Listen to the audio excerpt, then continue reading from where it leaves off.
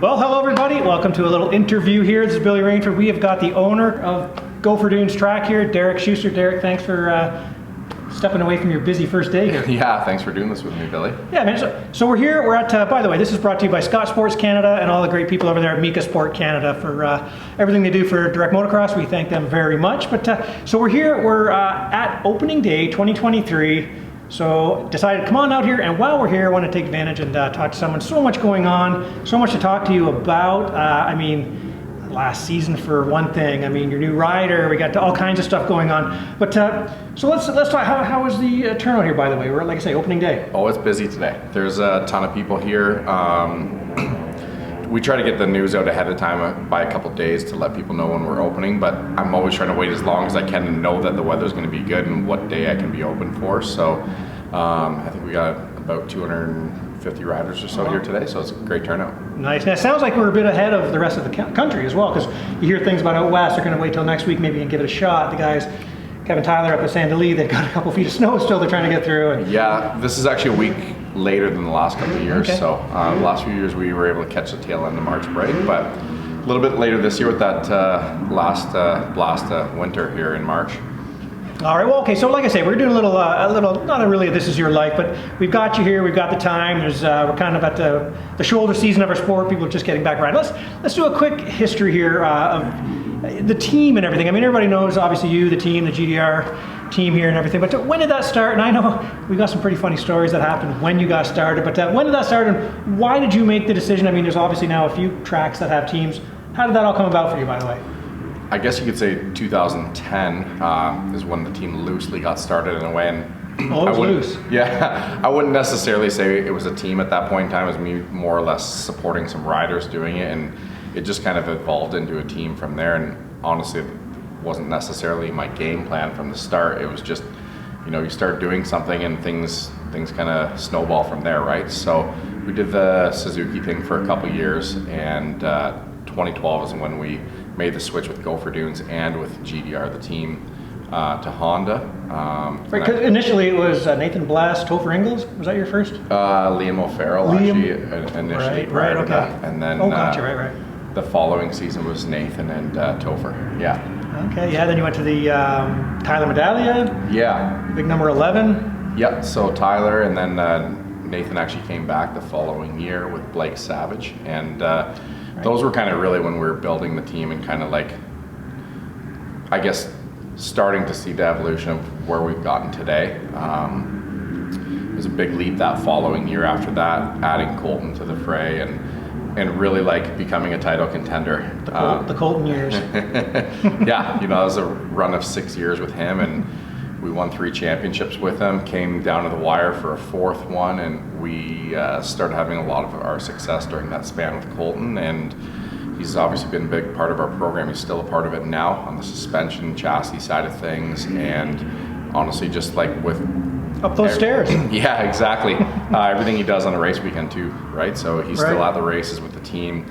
He's a pretty steady hand to have there for us. So he's been a big part of our program now for 9 or so years, I guess. Man. Yeah, and I think he's going to be a really big part this year. We'll get to that obviously with the new rider we've got here. Exciting rider. I think Colton's influence is going to really help out for sure. But I want to talk to you too about this. I was mentioning to Emily, because we were out here watching, she's like, oh man, this is super busy. I go, yeah, the joke is that a lot of tracks don't really want to host the Nationals because they don't want to give up the income of a busy rental day, right? So it's obviously your business is the rentals, and then you host a National. And then what the heck would make you have a team? I mean, is that just throwing, money? You know what I mean? Like, it's obviously passion, but talk about that, the argument that, yeah, you would just have practice days and not hold a National, but you'd love having a National, and for arguably sure. The nicest National. Yeah, for us, the National, it's a ton of work, right? And yeah, you are giving up some of that stuff for sure. There's a lot of prep, but I am passionate about racing. That's why the race team's around in the first place. Is it is that what it is? I mean, it's got to be a passion. Yeah, I mean, you're not like tripping over money coming in. No, you know what I mean? It is a business also for sure. Right. But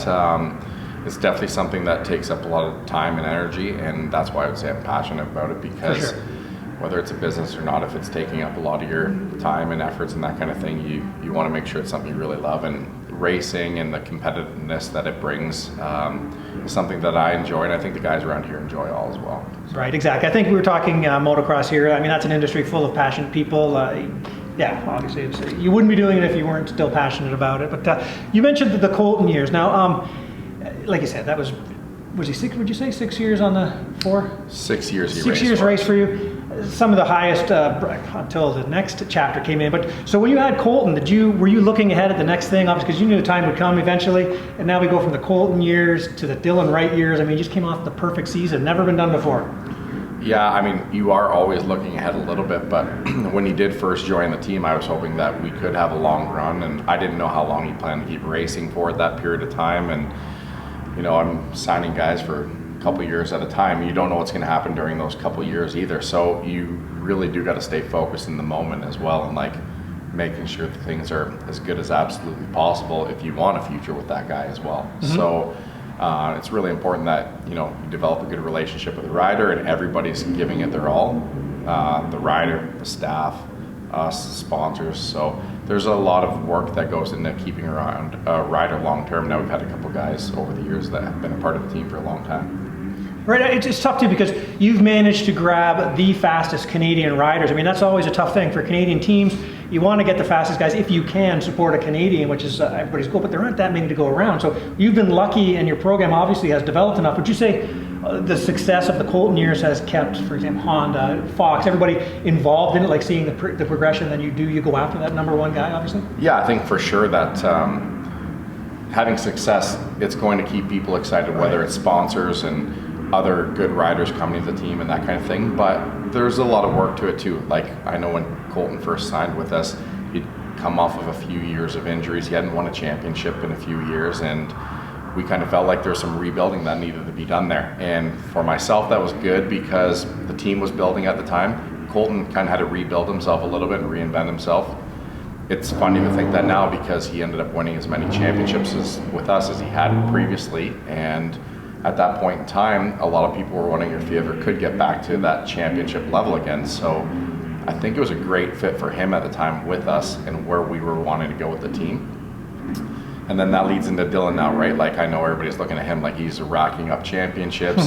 He's the man to beat, the perfect season we all talk about. But there was a point in time with him where we had to do some building as well to make him that championship guy. And I don't know if maybe you or a lot of other media people would have believed back in 2017 that Dylan was going to be a 3-time 450 champ heading into 2023 here. So for us, there was a lot of believing him we had to do, but a lot of work with him as well to help kind of get him to where he is. And I give him a ton of credit for the work he's put in to get to where he's at. And I know he'll say the same thing about the team, that he gives us a ton of credit for helping him get there as well. Well, it's funny you say that. It's a good segue actually to what's happening right this upcoming season, because like you say, Dylan, one of the most exciting as a photographer, videographer guy out there, he was the most exciting guy to watch, just wide open. He was on 125 still, just wild, had to calm him down, slow down to go faster or whatever. Now you've got Jake Piccolo coming in. He's a kid that I've watched, well, we've all watched since he was a little kid, and he used to win 65 races by a minute and not let off at all. Like, he's a kid that just goes. So now you've got kind of that. So now it seems strange that Dylan Wright's going to be the guy telling him here's what we got to do. We got to get you all work on some things. Then you have Colton. So what is the plan with him? I mean, we all know the potential that Jake has. I mean, I see him like sky's the limit for him, I would say. Yeah, well, first of all, I'll back up a little bit here. So when Dylan joined the team, he was like that. And what I really liked about Colton was he was kind of this steady person in Dylan's life that he was pretty harsh with him, but like also helped guide him and tried to there he is. Colton right there, yeah. Just kind of help him along the way and show Dylan like what he needed to do to be successful. And there's probably a lot of times that Dylan maybe didn't want to listen to him early on. Gray hair alert. Silver fox. So, it took some time for Dylan to like kind of learn that way and listen to Colton and actually understand that what he had to say was really beneficial to his own career. And a lot of times young guys say that they want to take advice and listen to others, but actually saying it and doing it are two different things. For sure. So it took a little bit of time for Dylan to do that, but now I see him doing the same thing. Like, I think as long as it's not coming from your dad, it works out too. It's good to hear from a multi-time champ. Yeah, and it's good too if it's not always coming from myself either, right? For sure. I don't always want to be that voice in someone's head kind of after them about this and that and everything else. So I like when we have that 450 guy that can be a veteran and kind of help the younger guys along the way. And I see Dylan doing that now. Like, perfect. He really started doing that, I noticed, with Ryder the last couple of years, and I don't even know if Ryder would know yet how much probably some of these older veteran guys around like Colton and Dylan helped him, and he'll probably realize that at some point later in his career even more so than he does right now. I look at the same thing with Jake. I just spent some time with Dylan and Jake in Florida where they're training, and you know, Jake has a ton of natural talent, and I give him a lot of credit. He works hard in the gym and all that kind of stuff, but he's got lots of learning to do, and he has the perfect guy around him to help do that. Dylan is super steady with him and kind of just make sure that he's following the program, and they use the same trainer now, so I think Jake's got a really good program around him. They use the same trainer, nutritionist, they're using the same on-track guy right now, they got the team around them, so for Jake, it's, I think, a perfect scenario for him to be jumping into. Nice. Yeah, I just saw you down there. It was pretty cool to see them. They're obviously with getting to see the Lawrence brothers, and watching Dylan come back from his, he did all last year, the perfect season, no ACL, so he's got both of them done. He's coming back up to speed. He went and did that day in the dirt for some fun. Yeah. So the guys are having some fun down there. How's for it going? sure. It's an amazing place for us to be staying right now. Their facility is unreal. We're using the outdoor track, not the Supercross tracks, but they have a little bit of everything there. The outdoor track for us is great because they actually allowed to get really rough. Some places are grooming a little too often for what we're looking for and that kind of thing, but the guys are on it watering and making sure the track's good but still safe. Lots of fast guys there for them to be doing their motos with and that kind of thing. So they're, day to day they're riding with some fast guys. Hunter and Jet, they're kind of back and forth between Supercross and outdoors right now. So usually there's one of those guys riding. Chance Hymas is riding with them every day now that he's kind of made the transition over to outdoors, and a few other guys as well. So they got some fast company there, and it's good for them because you don't necessarily want to just be the fastest guy day in and day out where you're training, and for those guys, they got people pushing them every single day. For sure. And if you're up there close to those guys, well, then you're legit. Sure. You are if you are the fastest guy and you're at that track, then you're okay. If you can be that fast, that'll be okay. Now, how tough, just briefly talk about that. I mean, it's probably maybe more for you, so more so than the riders perhaps, but letting go of that number 1 250 plate rider over to KTM now. You got Jake, the year before him was the champ, so I mean, it's pretty interesting. Like, what's that dynamic like, and how tough was it what happened there, like, to get for a rider to end up at KTM? For sure, I know it's a common question that gets asked, right? I mean, we won both championships last year. We got one of the guys not coming back to the team this year. So Ryder had been with the team for a few years, and I think it's pretty common that he wanted to work his way into getting a ride on a team in the US, and we kind of knew that was kind of the plan after 2022. He kind of had a deal in place for a little bit, and I'd been talking with Jacob for a little while to fill that gap for the next few years, and it didn't end up working out for Ryder. I was kind of already had a deal in place with Jake. We circled back and chatted a little bit, but I think Ryder was looking for something new and refreshing anyways, and I think probably the team was a little bit in some ways as well. So we just pretty much, myself and KTM, swapped riders, right? Jake's coming from KTM to here. Ryder's going from here to KTM. They're the last 2 champs in 22 and 21. So yeah, a little bit of a swap going on, and I'm sure that the KTM guys are super pumped with Ryder, and I'm sure they're going to be satisfied with him because he is a great kid and puts in a ton of work. He's got lots of speed, comes from a good family, all that stuff. So it's really good, but we're also super happy with Jake.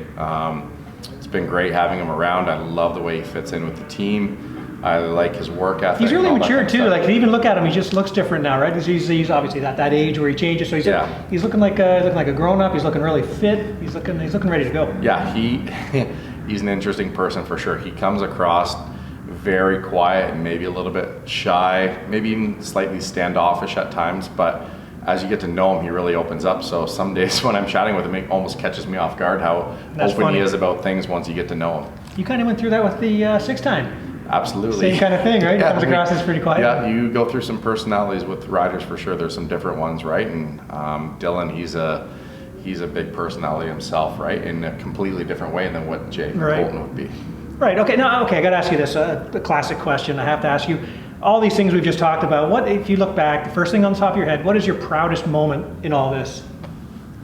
The first 450 championships, obviously, a big one, but the other one would be just the the 2 seasons that we got the double championships. I think that like those years, it's like your team is firing on all cylinders, both classes, that kind of thing. And I felt like those 2 years were really special to us. You're walking away with both championships. That's what everybody's after. And that's always the ultimate goal for us going into the season, to get both at once and capture them both. So those are pretty special as well. Okay, now what would you say to, I mean, obviously Colton with his championships, Dylan with his, last year the perfect season we talk about, the obviously with the pandemic years, a little bit watered down, I suppose you could say. I mean, I'm not putting an asterisk by it, don't worry Dylan, I'm not putting that's for sure. But this year, is it going to be, you guys, I mean, do you like talking about the perfect season? Dylan didn't seem to mind it when I interviewed him down at the Lawrence's place. He didn't care. No, I mean, like we tried not to talk about it too much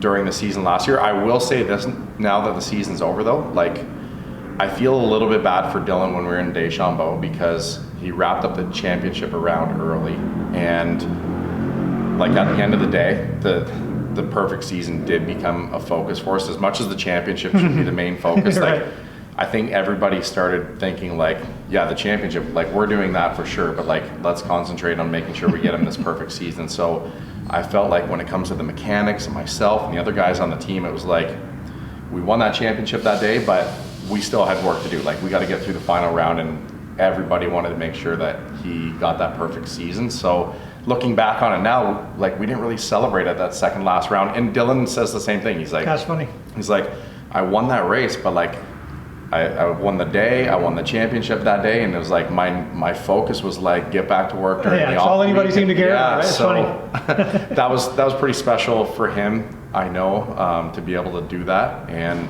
I'm just glad that we were able to do it. Like Justin, for example, we're sitting in his work bay here right now. Like he had a lot of pressure on him at the end of the year, right? So imagine. like everything. Justin Petker we're talking about. Yeah, double and triple checked, and you don't want to be the person that lets him down. And I mean, the one thing I'll say about Justin, he is unbelievable as a mechanic. He started with the team like over a decade ago, so he was Colton's mechanic for those 6 years, and now he's been Dylan's for his 3, 4, 50 years. And I will say he's never had one mechanical DNF during that time, which I think is pretty unreal. And I know it's one of those things you normally don't even want to talk about, but I think as much as I don't want to say that, I think it's important to like point that out. Yeah, for sure. Just to show how, in pressure situation, that kind of stuff, how steady of a person he is and how big of a benefit to the team he is with that, because that's a pretty unbelievable record in itself, I think. That is incredible. Now, I joked with Dylan, I was like, do you want to like maybe like fall in the last lap and just maybe get this thing over with, like so you don't have this pressure of this? He didn't. He's like, no, I love it. He didn't care. He wasn't afraid of the whole. He's not afraid of continuing it into this year. 2 years undefeated. Like, come on. He doesn't care. He's going, yeah, we'll go for it. Yeah, and like right now we kind of like reset. We're like, that happened last year, and we're not thinking about continuing the streak anymore. We're just like back a focused championship, that kind of thing. We'll start at round 1 and keep building from there and going after the championship. So like the perfect season's talk, like as soon as it was over, it was awesome that it happened, but like there's no more talk of it anymore. It's on to the next season of racing. And Dylan, he thrives under pressure. I think you hear that a lot, the times being thrown around, but he's somebody who truly, like, when the pressure is on him, I feel like he's able to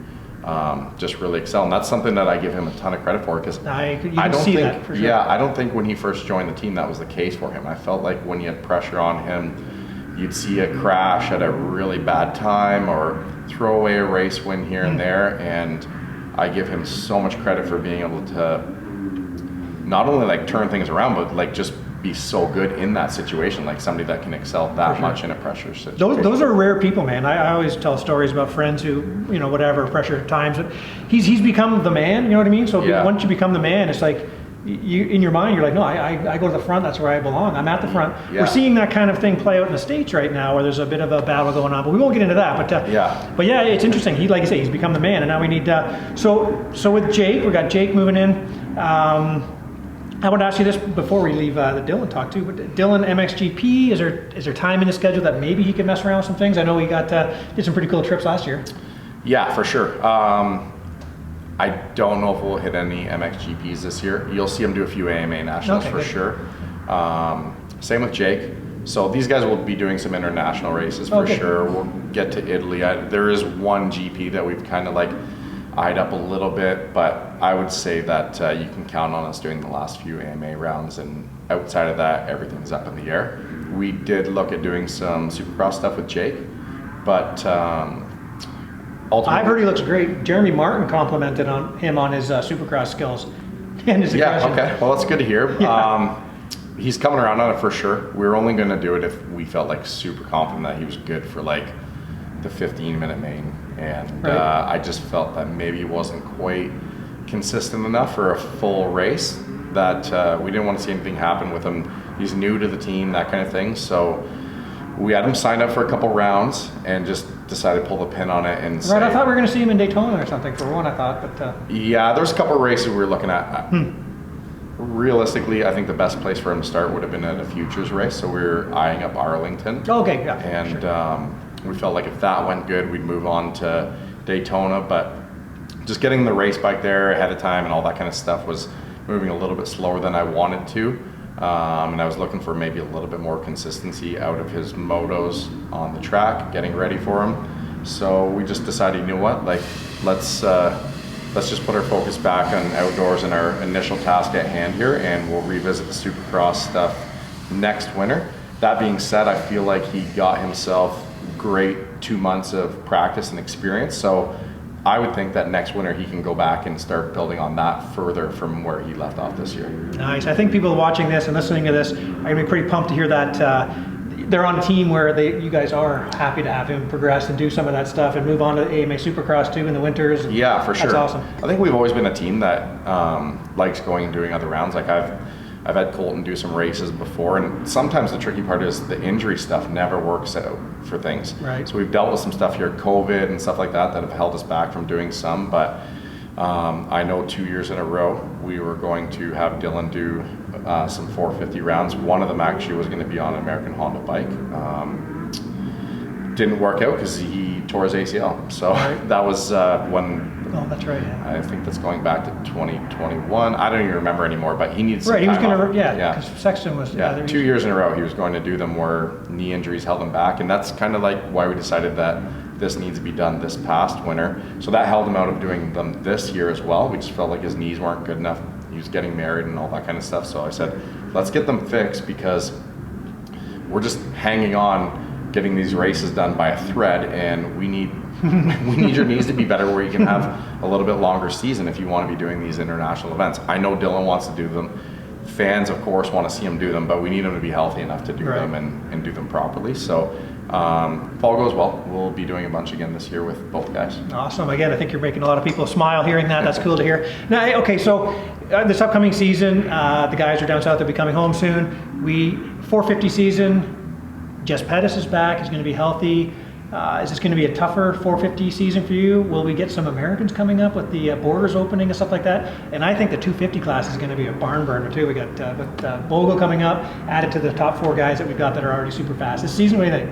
I think, well, first of all, I'd say that we always look at every new season as like, okay, this is going to be our toughest one yet. And I think it's good to go in with that mentality, right? Like you don't want to go in thinking like you're the guy to beat. And I know a lot of people look at Dylan that way, but every year he kind of is the guy that wants to go in like feeling like, okay, I got something to prove again here. Right. I had this perfect season last year, but yeah, Jess wasn't there. Maybe we're going to see a better Sean Moffenbauer or whoever, right? So I think it's important for him to look at it that way, because I think it helps with focus and that kind of thing. I do think that the 450 class, maybe it's not as deep as the 250 class, but the top end guys are really, really good. So we're definitely, focused on like getting back to where Dylan needs to be, like right at the top level. And as you said, the 250 class is deep. Like I was looking at it with the guys we were talking about in the shop the other day, and I see that there's 7 guys that you can easily count as race winners. Some of those guys. 7? You've gone to 7, okay. Yeah, yep. That's how many I think. I mean, there's the 2 KTM guys. There's us. There's a guy, Bogle at Cowie. There's Racine at Yamaha. Natsuki at Cowie. So that's 7 point. right there. Good point. Okay, yeah. All right. See, it's even better than I was going to say. All right, so yeah, no pressure. That's awesome though. But I mean, Yeah. What? Okay. So, are you Gopher Dunes National? Hey, we gave him Person of the Year last year, by the way, for in our DMXE. So, congratulations Thanks on for that. I appreciate it. Well, yeah, man. Obviously, you put in the time, you put in the work, the passion, the stuff you did overseas. Hanging out, having coffees and beers over in Italy was kind of cool. Yeah, that was a good trip for sure. I enjoyed that. But is the, like I say, the Gopher Dunes National is always a highlight. I mean, the track is notorious, infamous, you want to say, for being the toughest thing on the circuit. Will you do a national forever? Like, do you love doing the national? I definitely love doing it.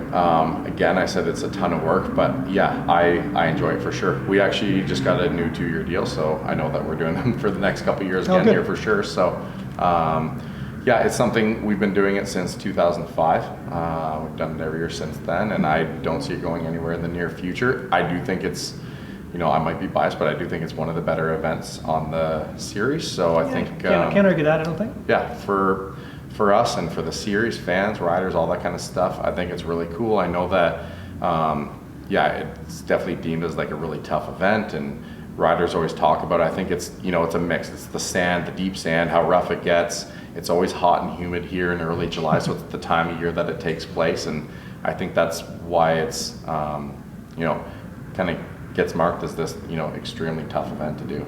Hey, and what about some of the criticism, I'll say, about adding all the jumps, building up the hills? I mean, it used to be pretty flat, obviously, with some jumps. Yeah. You hear both sides of it. Sometimes you hear people say, it's too jumpy now all of a sudden. It's sandy and jumpy. Well, we'll get Christophe Purcell on the line. Hang on, I got him here on that.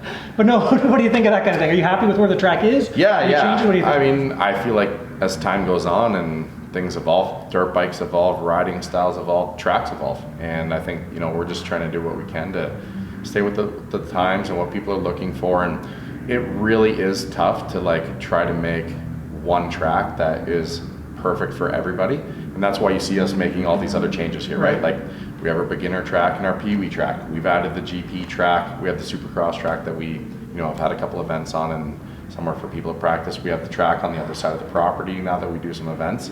And I think we're, you're always trying to make adjustments just to try and find that perfect mix for everybody, right? So I think if you look at all of our tracks, they're all 3 different types of soil and terrain and different types of jumps and style of track. And so don't be scared, because there is something for everybody here. You show up on a practice day. Exactly. You have your choice. Yep. And I don't like changing tires. Even someone like yourself, you've told me a bunch that you prefer not to be out on the sand track. I've actually been enjoying it when it's not the end of a national day. I actually don't mind it. Okay, got it. But I've also seen you spending a bunch of time here on the GP track now, right? And even myself, I don't ride very often anymore. My preference is to go ride the GP track as opposed to sand track. I will ride both, but I think that's a prime example of just having a little bit to offer for everybody. Yeah, for sure. Like you say, you got to change with the times, trying to keep in the fact that you have so many different options, and there's trails even too. When those are open, those are a blast. 3 trails that are long. I mean, lots of good stuff. All right, Derek, anything else you want to mention? I mean, we covered a lot of ground there. That's awesome. I'm glad. I think we covered everything. I don't know. You told me you had some stories you wanted to ask me about. We got some good travel stories. Oh well, we passed those stories back in the day with the van. I drove. The first year we had a team vehicle. Yeah. Technically, I drove. It was a Savannah van, a safari van. Yeah, we had. Oh my God! The rig that we were using was already out west, so you took all my equipment for me out in just like. And that was the first year Scott gave me a bike to ride too. Okay. I had to put. Literally, there was this much room at the top of that van. Remember, we slid the bike on the top. Our bikes. Parts, race fuels, you had it all for us, and because we had to meet the guys to go over to Nanaimo at the ferry. Exactly. Oh man, that was And then I took the big U-Haul converted thing out there. And that I had the steering went out. I'm coming down Washington State, 2 in the morning. I should have been pulled over. The steering goes. It's raining. I'm coming flying down the hill. I think a power steering pump or something like that. Yeah. I'm coming down this mountain pass. Just oh my God, it was Derek. For me, those are such funny. I mean, we could go on for hours about the stories from those years, but I really like them now because, for myself, looking back on those years, that's when the team had next to no budget. We were running a really small operation, and we were trying to build and transform it into something bigger, of course, and I didn't know exactly where it would go at that point, but I will say that some of our most fun times with the team came from those years, right? We were just running on a shoestring budget and trying to make things work and trying to find riders that would come ride for the team and all that kind of stuff, but it definitely created some memories for a lifetime. Tossing the bottle. Yeah, He was right, it did click. So I guess we went over the time limit for the Canon camera to shut off. I thought, are you still watching? Netflix thing came up. But okay, Derek, I appreciate the time. I mean, obviously there's tons of people out there right now. I was going to bring my bike, and then it's like, it's been sitting over the winter, and I had to do so. I had to oil the chain. It was way too much work to do before I came out and rode it. But so I'll come out. Obviously, we have to get both of us out there on the track again. That was fun when we did that. I just want to say thanks to Scott Sports Canada for their support of Direct Motocross, Mika Sport Canada. So thanks, guys. Anything you want to say to finish this up, Derek? You want to thank some sponsors? You want to? You know what? I just want to thank you for taking the time to come out here and be covering the sport always, and just even taking the time out of your day to come out and check out our opening day and doing this interview. Also, the staff around here. Everybody's been working super hard to get things ready to go for today. It's been a grind. It's been a grind this week, right? So everybody from the mechanics in the shop, Zach outside, the people in the front, everybody's been working super hard. So I appreciate the patience of everybody coming out, as we had long lineups this morning for sign-in and all that. But definitely want to thank the staff here. They've been awesome. All right, well, hey, thank you very much, Derek, for the time. Thanks, everybody. That's Derek Schuster from Gopher Dunes team here. Thanks for watching. We'll see you soon. Thanks, Billy. He didn't even mention it was my birthday. Oh, yeah. What the hell?